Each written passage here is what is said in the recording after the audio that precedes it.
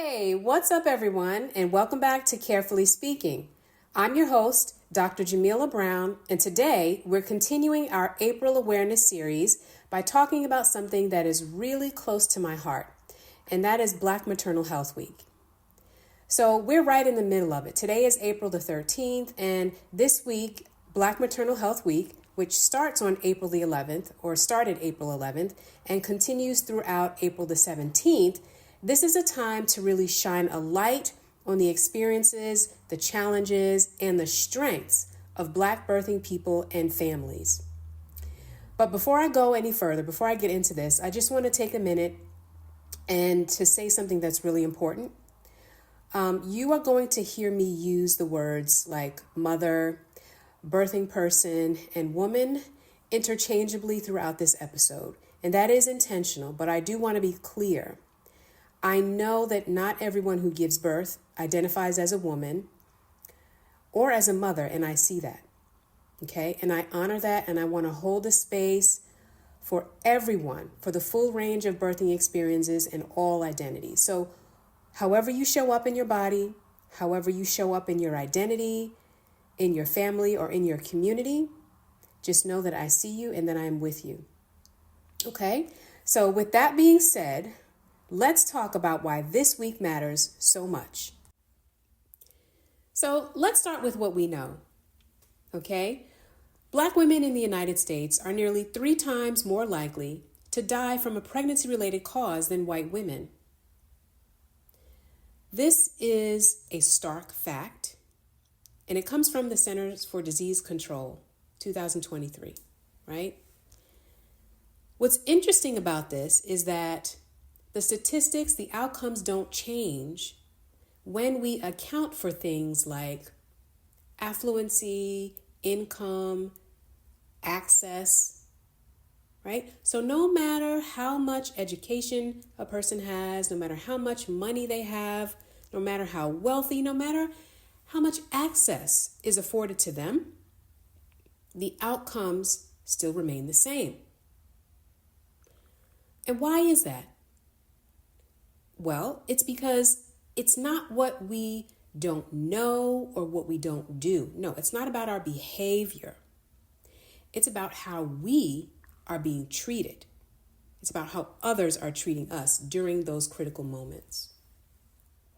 And we've seen it, right? We have seen it with some of the most well-known women in the world, okay? Serena Williams, Beyonce, Allison Felix, a host of other people. These are all women who have the access, the money, the status, the platforms, and yet they still had to fight to be heard. They still had serious complications during their births. So if this is happening to them, what do you think is happening to everybody else? Yeah.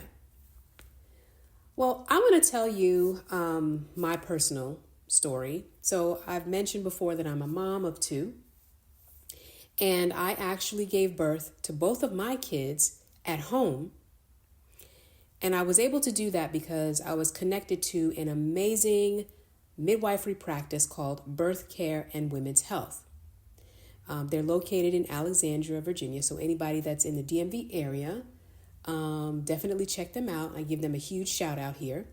But honestly, it was one of the most powerful and supported experiences I have ever had in my entire life. Yes, so with my daughter, she's now 10 years old, but with her birth, it was really intense. She was sunny side up, which the medical term for that is occiput posterior. And what that meant basically is the labor was really, really long, right? And when I say long, I'm talking days, 3 to 4 days. I was literally in labor that long. And it just so happened to be the beginning of March, and it was snowing, and not just a regular snow, but it was a blizzard. Okay, so again, anybody in the DMV area, if you remember the winter of 2015, that March, it was crazy. But those midwives, they showed up. And because the labor was so long, they actually had to rotate shifts. So it was several teams coming in and out of my home every 24 hours. And no matter who showed up, they were always grounded, they were always calm, and they encouraged me.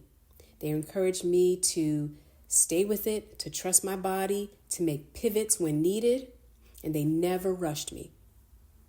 And so after my daughter was born, I did start to have a little bit of bleeding, which was not expected, but they were on it. They didn't panic.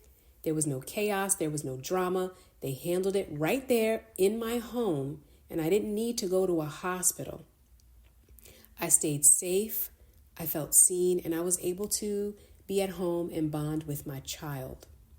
And I did have a partner and my family there with me, supporting me through it all, which also made a world of a difference. So then, fast forward, I have my son, who will be turning 7 in a couple of weeks. And with him, things were very different. So with him, things happened very quickly. With my daughter, things happened very slow. So with my son, I actually started going into labor early. I went into labor at my 38-week prenatal appointment.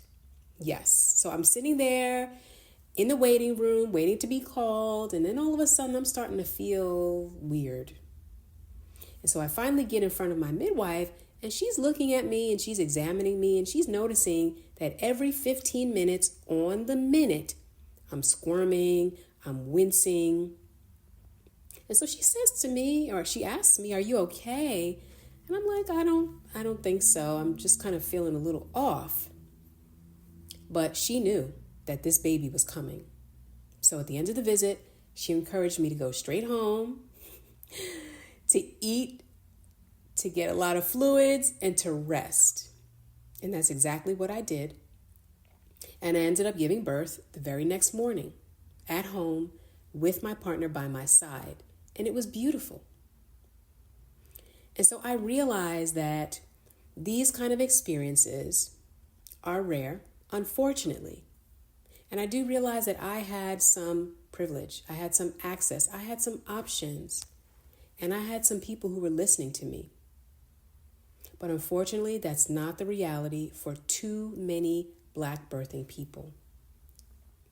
So now I want to tell you the flip side of the story. I want to tell you about some of the stories that I've heard about, that I've witnessed from my friends, from my colleagues, from people that I have known and gotten to develop a relationship with over time. And so in my role as a social worker, I have worked with children and families for nearly 20 years. And there was one mother that I was working with who told me that she knew something wasn't right when she was giving birth to her child, because she was starting to feel dizzy, she was starting to feel weak, and she was just feeling really off. And she did try to advocate for herself. She really did. But the medical team, they told her it was just anxiety. They diagnosed her with anxiety, and they sent her home with a referral for mental health treatment. And that's actually how I ended up meeting with her, because I was the therapist that she was coming to. But unfortunately, she did end up back in the hospital several days after that referral with a life-threatening complication. And all of that really could have been prevented or caught earlier if she had just been listened to at the first time. I can remember another woman that I was working with who said that she kept asking for help during her labor because she was in a lot of pain, and it didn't feel right to her because she was scared and she was overwhelmed. And the medical team kept telling her, she's just being emotional, just calm down, you need to relax. And she felt like she was being dehumanized, right? And that really stayed with her because her birth was no longer a joyful memory to her. It was now a wound. And then I also remember a woman that I was working with who didn't have a doula. She didn't know how to speak up for herself. She felt very silenced in every step of her care. And she said to me, "I didn't feel like this birth was mine. I felt like it was something that was happening to me and not with me." Yeah. And then I've worked with people way after the fact, after the birth, after the trauma, who are then coming to me, who are dealing with this postpartum depression, the disconnection, the grief, and all of that being directly tied to how they were treated during their labor. And that harm doesn't just go away when you're discharged from the hospital. No, it stays with you. And I do have some friends who are nurses, right? And we talk about this problem, right? What they've told me is that they see the issue firsthand. They see some non-Black nurses, non-Black providers who are describing Black patients using these, I'll say, code words in the charting and in the conversations during their handoffs. Words like aggressive, non-compliant, hostile, difficult, right? And once these words are used in the charts and in conversations, it shifts the energy. It shifts the energy in how a person is treated. Suddenly, they're not a person who's in pain. They're not even a human. They're now a problem. They're reduced to being a problem. And I'm going to tell you, that's some kind of bias. Okay, that is bias. It may be subtle. Sometimes it's not subtle. But what it is dangerous. And also, these are not just a series of unfortunate events. No, I'm not telling you these stories because they're all just coincidences. I'm telling you this because these are a collection of patterns that are rooted in systemic racism. And the impact of that runs so deep. It's deep because when we lose a mother, when we lose a baby, right? When a mother walks away from her own birth feeling like she was invisible or violated, it doesn't just hurt her. It hurts her family. It hurts her relationships. It hurts her communities. And then children. Children are growing up internalizing this, feeling that loss, and they don't have the words to describe it. And then partners. Think about the partners who are now grieving silently. And then the grandparents who are stepping in, the caregivers who are stepping in, and they're trying to do it with love, but they're also exhausted. And we, as communities, we lose so much from this problem. We lose the wisdom, we lose the legacy, and we lose the love. So those are the stories. The good, the not so good. And it wasn't even an exhaustive list of experiences of Black birthing people. And so the question now is, what can we do about it? What can we do about this very wicked problem? Well, the first thing that we can do is we can continue to amplify Black and brown voices. Okay? Share your stories. Share the work, not just of Black birthing people, but also the work of their advocates, the work of those dedicated midwives and doulas and birth teams who are doing the sacred work. Let the truths be heard in their own words. And we can educate ourselves. We can educate ourselves and others. Learn the history. Understand how medical racism, how it operates not just in these big ways. No, it also operates in very small, everyday interactions. And when you get that knowledge, don't keep it to yourself. Teach someone else. Share that information, okay? Tell your daughters, tell your sisters, tell your friends, tell everybody about this information. And if you're a person who likes to read, right? A really good book on this topic is called Medical Apartheid, and it's written by Harriet A. Washington. It's a must read because this book talks about the history of medical experimentation on Black bodies. And it's definitely a must read if you're anyone who is interested in this topic. We can also raise awareness, okay? Use your voice, use your platform, whether it's a podcast like this, whether it's a post, whether it's a conversation at the dinner table, or even a conversation at church or Sunday brunch. Bring this wicked problem into light.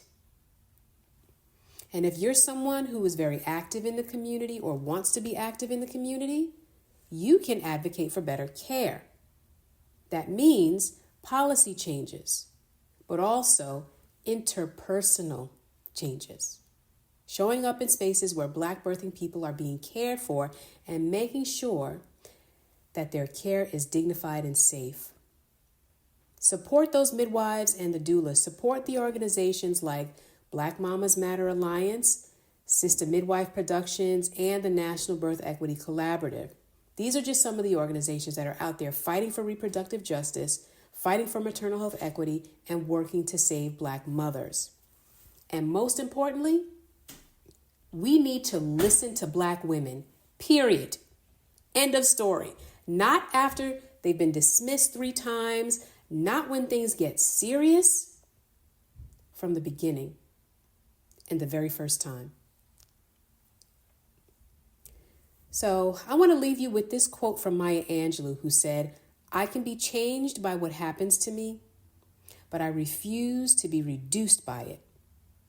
And I think this quote really speaks to the essence of Black Maternal Health Week, because when our births don't go as planned, even when we're navigating things like trauma, disappointment, or even discrimination and racism, we're still standing, right? We're still showing up. We're still existing and thriving, and that deserves to be seen. So if no one told you this week, know that you matter. Whether you're a mom, whether you're a birthing person, maybe you're a caregiver, maybe you're a family member or a partner, maybe you're a healer who's working with someone who's dealt with these issues, or maybe you're just holding space for someone else. Know that what you're doing matters. Even when it's hard, even when you're tired, even when you don't see the outcomes, you're still showing up, and that counts. So we'll be back next week for more of the April Awareness series. But until then, take care of yourselves and take care of each other. Until next time.